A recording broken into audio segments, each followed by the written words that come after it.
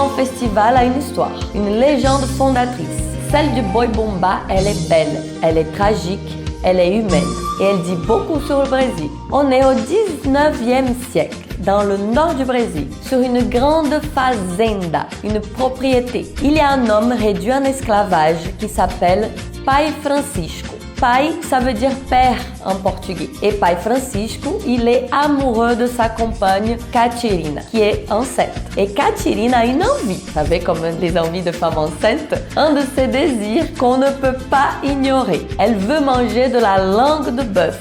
Pai Francisco, il ne peut pas dire non à la femme qu'il aime. Alors, il fait quelque chose d'impensable. Il tue le bœuf préféré de la Sinhazinha, la fille du maître. Le bœuf le plus beau, le plus précieux de toute la fazenda. Quand le maître découvre ça, c'est la catastrophe.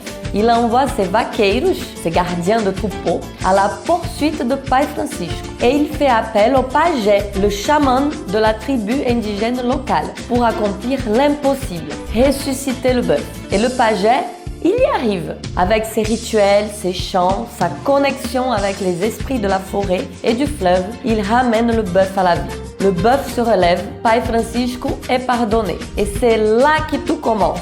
Parce que cette légende, elle n'est pas qu'une histoire. Elle est le reflet du Brésil colonial. Un homme réduit en esclavage, une femme enceinte, un maître qui possède des êtres humains, une fille de propriétaire, un chaman des peuples indigènes. Tous ces mondes qui coexistent, qui s'affrontent dans une société profondément inégale.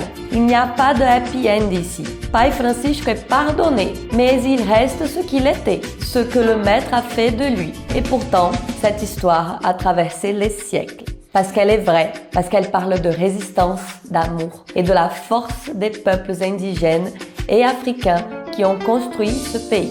Et tous ces personnages, Pai Francisco, Catirina, la Sinhazinha, le pajé, ils sont encore là aujourd'hui sur la scène du festival de Parintins.